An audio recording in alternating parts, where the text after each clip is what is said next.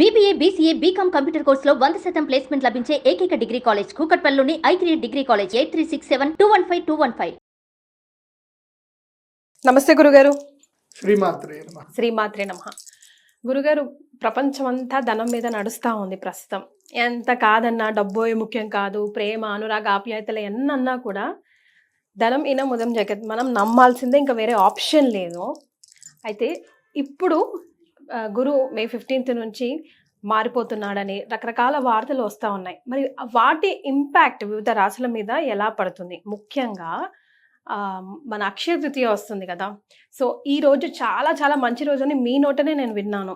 So వివిధ రాశుల వారు ఈ రోజుని ఎలా సద్వినియోగం చేసుకుంటే, ఎలాంటి పరిహారాలు చేసుకుంటే కొంచెం అయినా వాళ్ళ లైఫ్లో చేంజెస్ వచ్చి ఒక శుభప్రదంగా ముందడుగు వేయచ్చు ఈ సంవత్సరం అంతా అంటారు?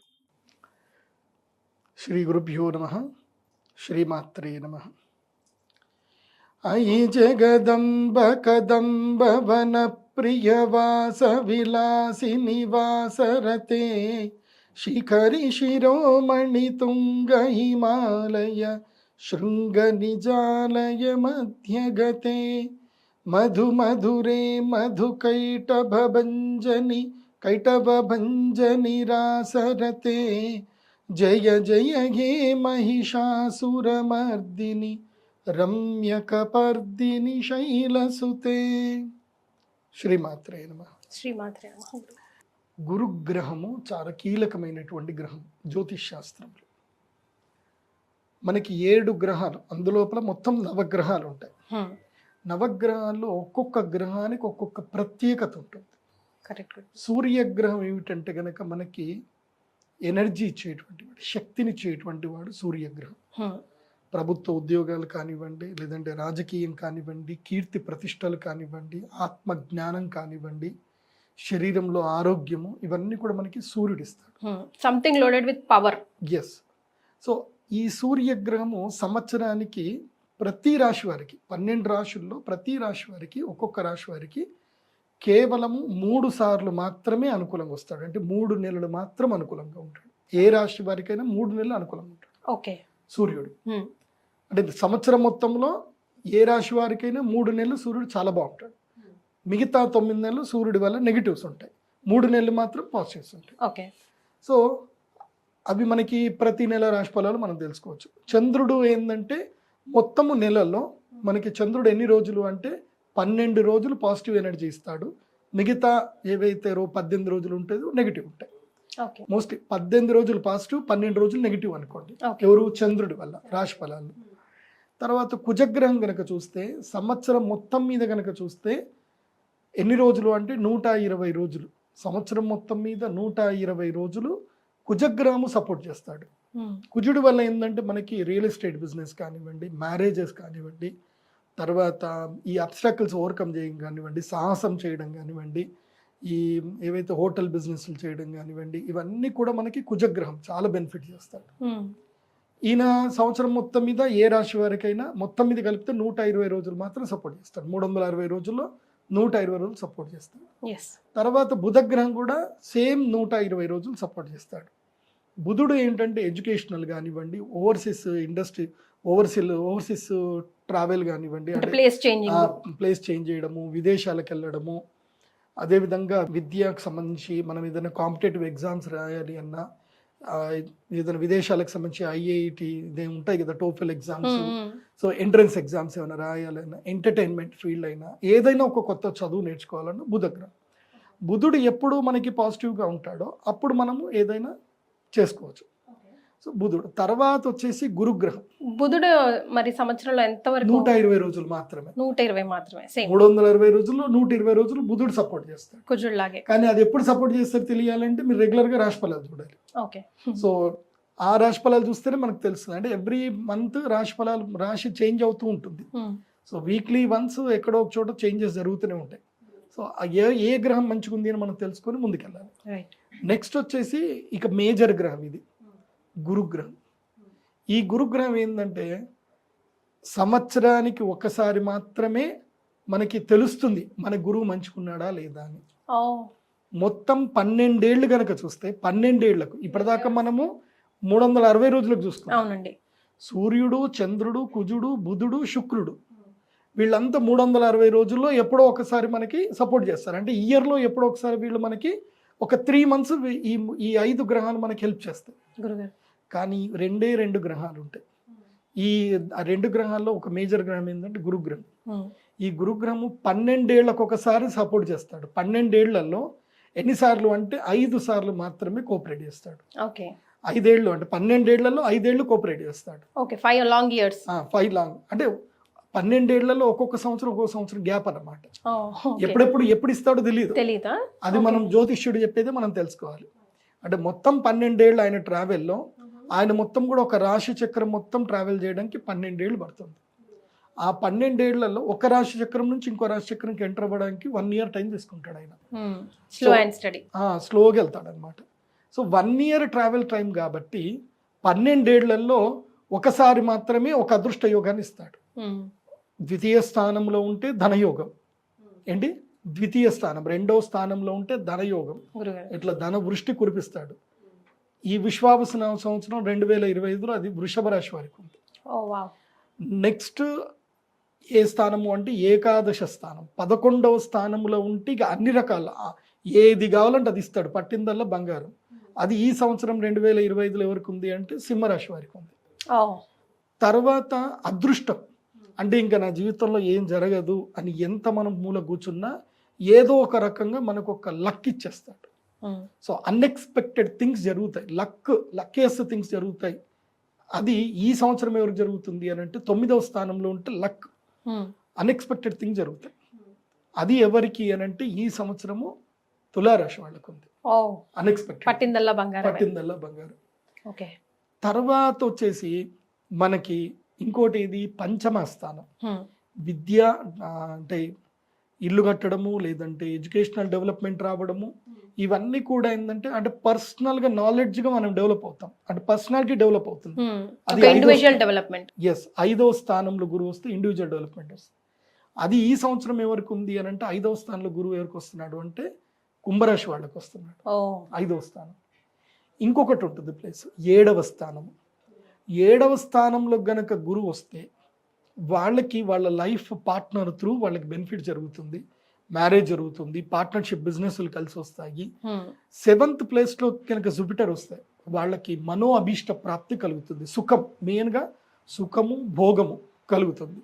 అంటే వాళ్ళు ఎంత లోయర్ పొజిషన్లో ఉన్నా వాళ్ళకి ఎవడో ఒకడు పిలిచి మరీ డబ్బులు ఇస్తాడు, అప్పైనా ఇస్తాడు, పిలిచైనా డబ్బులు ఇస్తాడు. లేకపోతే దారిన పోయేటాడు, అరే నా దగ్గర డబ్బులు లేవురా, నా దగ్గర బాగా డబ్బులు వచ్చినాయి, నీ దగ్గర దాచిపెడుతున్నాను కూడా ఇచ్చేస్తాడు. ఏదో విధంగా వచ్చి మన దగ్గర ఉంటాయి, భోగం అయితే వస్తుంది. సో మనల్ని ద్వేషించే వాళ్ళు కూడా వచ్చి మనల్ని ప్రేమిస్తున్నాను కూడా చెప్పవచ్చు.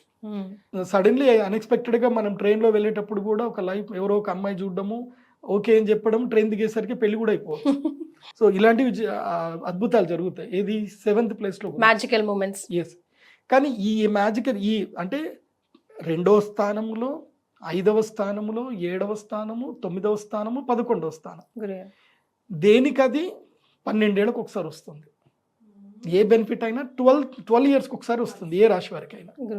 కాబట్టి జూపిటర్ మారాడు అంటే అర్థం ఏంటంటే మనం ఇమ్మీడియట్లీ మన లైఫ్లో మనకి ఈ సంవత్సరం ఏముంది దాని రిలేటెడ్గా మనం ఒక రెమెడీ చేసుకోవాలి. ఆ రెమెడీ చేసుకోలేదు అనుకోండి, ఇప్పుడు అదృష్టం మన ఇంటి ఎదురుగానే ఉన్నా గుర్తించలేము. దానికి కరెక్ట్గా పూరి జగన్నాథ్ గారు మంచి ఎగ్జాంపుల్ చూపించారు. అది సినిమా ఉంటుంది కదా, దేవుడు చేసిన మనుషుల సినిమాలో ఆ క్యారెక్టర్ ఒక ఆలీ క్యారెక్టర్ ఉంటాడు కదా, డైరెక్ట్గా బ్రహ్మానందం తీసుకొచ్చి మొత్తం ముల్లెమ్మ కిందే ఉందో చూసుకోరా అంటే నేను చూడను అని అంటాడు. సో లక్ష్మీదేవి ఇంటికి వచ్చినా సరే పట్టించుకోడు అనమాట. సో అది ఎవరికి అని అంటే ఏంటంటే ఎవరైతే ఈ ఆపర్చునిటీ వచ్చినా దాన్ని యజ్ఞ యాగాదుల ద్వారా ఎనర్జీని పుషప్ చేసుకోకుండా వదిలేస్తారో వాళ్ళకి జరగదు. ఎందుకోసం అంటే మైండ్ సెట్ మారాలి. ప్రతి సంవత్సరంలో మనకు ఒక లక్కీయెస్ట్ డేస్ వస్తాయి. ఆ లక్కీయెస్ట్ డేస్ ఏంటంటే ఒకటి అక్షయ తృతీయ, ఇది absolutely wonderful day Akshaya Tritiya. 2వది ఏంటంటే వసంత పంచమి, 3వది ధనత్రయోదశి. ఈ 3 చాలా వండర్ఫుల్ డేస్. ఏవి? అమ్మవారికి యాగం. ఎందుకోసం అంటే యూనివర్స్లో ఎనర్జీ ఉంటుంది. సంవత్సరంలో 3 సార్లు మాత్రమే ఈ ఎనర్జీ అనేటువంటిది మనుషులకు రావడానికి ఉపయోగపడడానికి ఎనర్జైజ్ చేయడానికి ఆ ముహూర్తాలు కీలకం. ఓకే. జ్యోతిష్ శాస్త్రం ఎందుకు ఉంది అంటే ముహూర్తం చెప్పడానికి. ఇప్పుడు టైం మొత్తం టైమే, కానీ గుడ్ టైం బ్యాడ్ టైం ఉంటుంది. ఉంటుంది కదా. సో మనం universal good time bad time ప్రతి ఒక్కరికి డిఫరెంట్ ఉంటుంది. ఎవరిది ఏ టైం అని చెప్పలేము. గురుగారు ఇప్పుడు ఎందుకోసం అంటే ఇప్పుడు మీరున్నారు, మీ ఇంట్లో మీరున్నారు, మీకు సంబంధించిన మీ కుటుంబ సభ్యులు అందరూ ఉన్నారు. అందరూ ఒకే ఇంట్లో ఉంటున్నారు, ఒకే రకమైన ఆహారం తింటున్నారు. కానీ ఒకళ్ళకి అనారోగ్యం వస్తుంది, ఒకళ్ళు ఆరోగ్యంగా ఉంటారు.